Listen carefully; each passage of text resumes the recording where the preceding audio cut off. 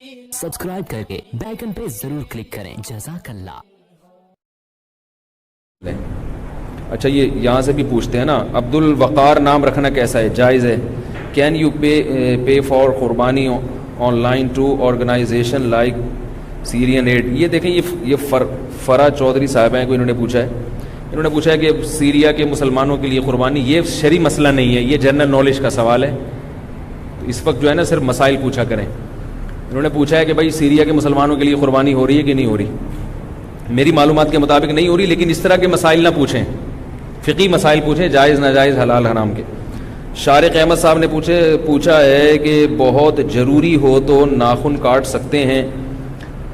ये कोई इंडियन लग रहे हैं। इंडिया वाले ज़रूरी को ज़रूरी बोलते हैं, ख़त को खत बोलते हैं। बड़ा अच्छा लगता है जब वो ख़त को खत बोलते हैं। तो आप खत बनवा सकते हैं अपना।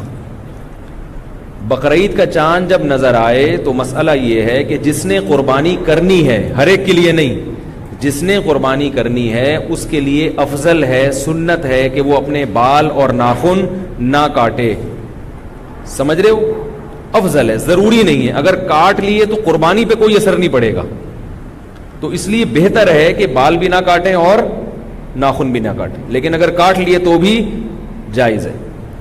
अच्छा, ज़माना ढल रहा है मग़रिबी तहज़ीब में, लेकिन राह